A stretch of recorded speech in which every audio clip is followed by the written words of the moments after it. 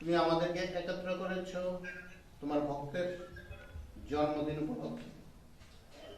তুমি আমাদেরকে আশীর্বাদ করো, তোমার গৌরব তোমার মহিমার জন্য তুমি আমাদেরকে ব্যবহার করো।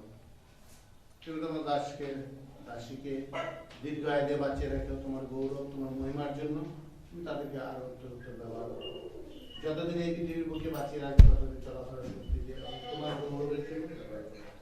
আমাদের ইচ্ছা মতো নাও, কিন্তু তোমার ইচ্ছা মতো সমস্ত এই ছোট প্রার্থনা ইষ্ট যিশু তোমার নামে চাই। আমরা করুন। সদাপ্রভু তোমার প্রতি আপন মুখ উজ্জ্বল করুন ও তোমাকে অনুগ্রহ করুন। সদাপ্রভু তোমার প্রতি আপন মুখ উত্তোলন করুন ও তোমাকে শান্তি দান করুন।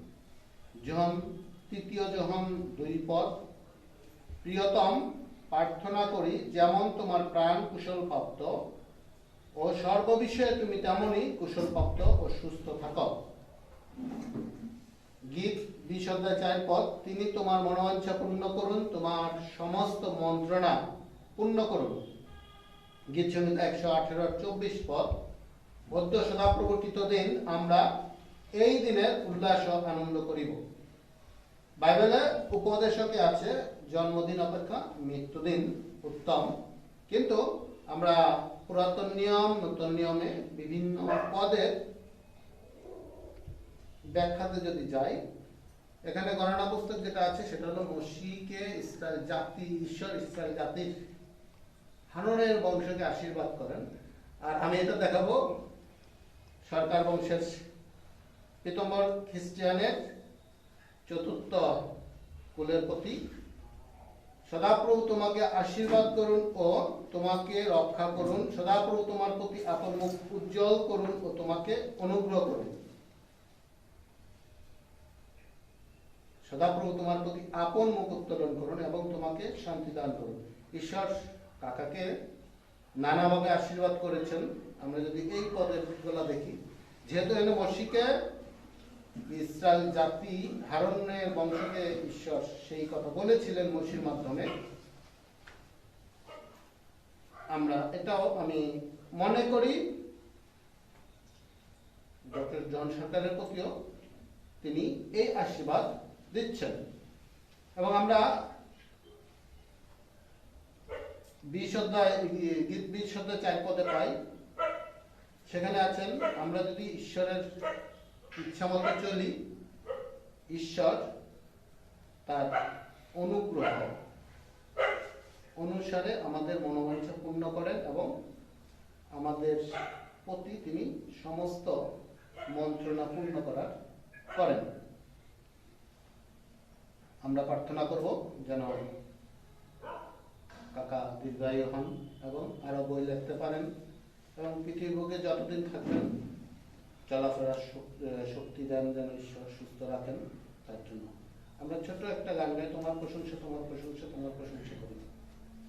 তোমার প্রশংসা করি, তোমার প্রশংসা, তোমার প্রশংসা, তোমার প্রশংসা করি। হে যিশু ত্রাণকারী, হে যিশু ত্রাণকারী, হে যিশু ত্রাণকারী,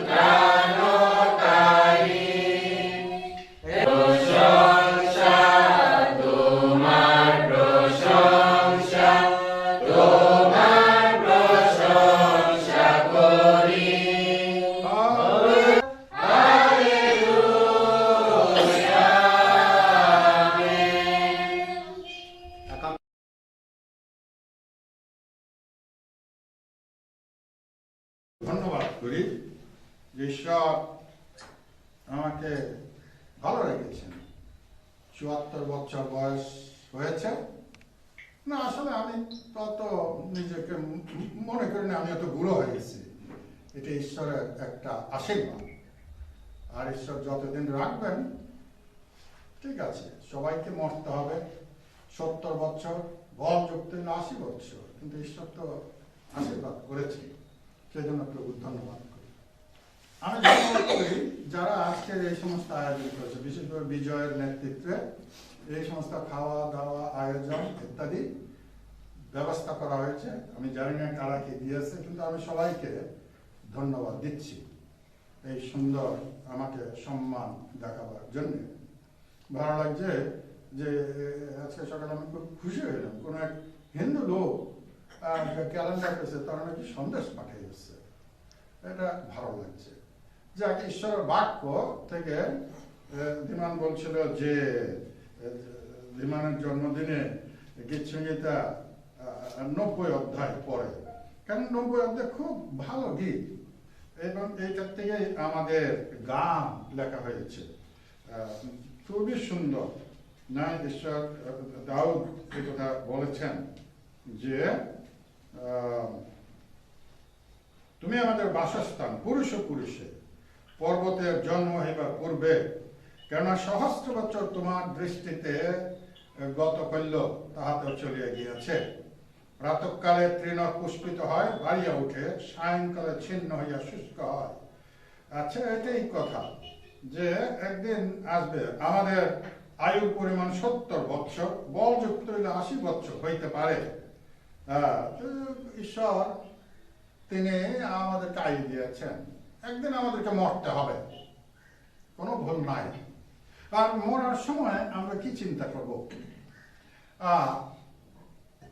আমি ভুলে গেছি সেই লোকটা, যখন ভারতের পিতা মহাত্মা গান্ধী মারা যান, তখন তিনি এই কথা বলেছেন, আমি দেখছি চারিদিকে শুধু অন্ধকার, কেবল অন্ধকার।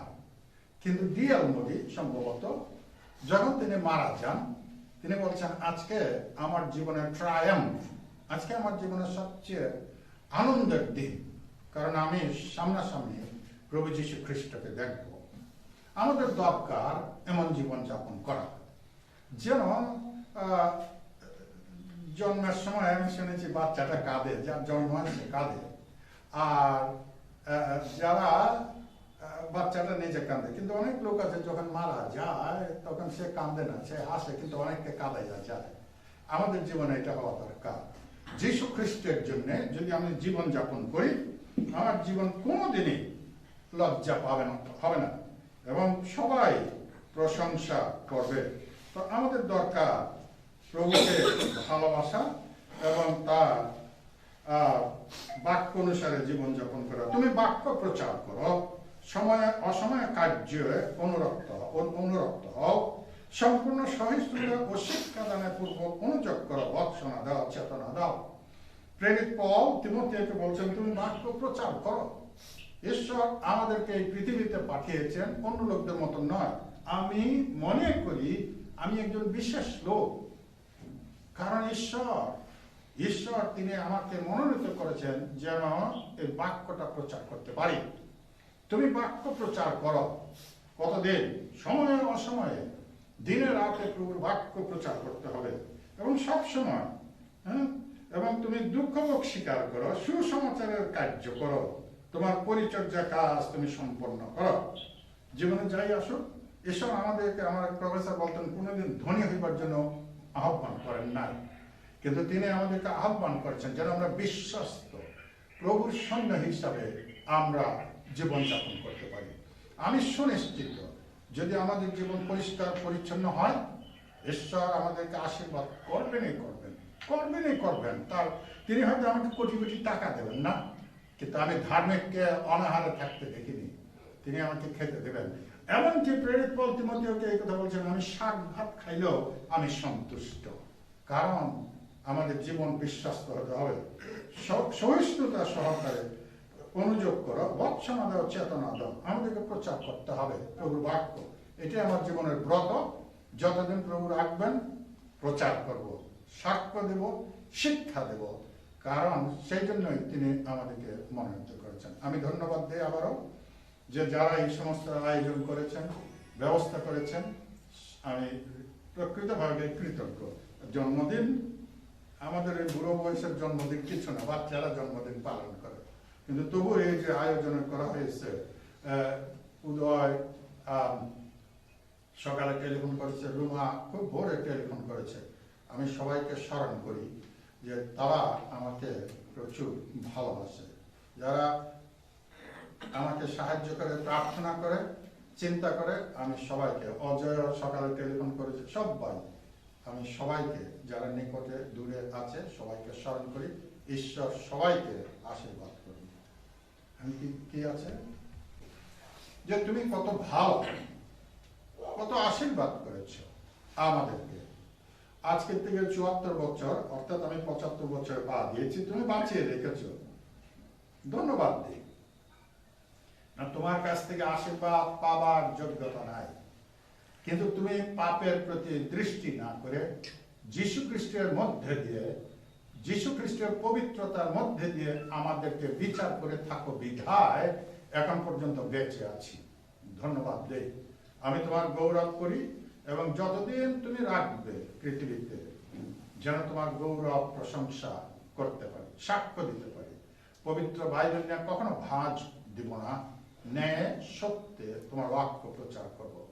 ধন্যবাদ দিচ্ছি আমার একটা মাত্র বোনকেও তুমি জীবিত রেখেছ এখন পর্যন্ত, তুমি তাকে আশীর্বাদ করো, যতদিন এই পৃথিবীতে আমাদেরকে রাখো, সুস্থভাবে রাখো, তারপর তো যেতেই হবে।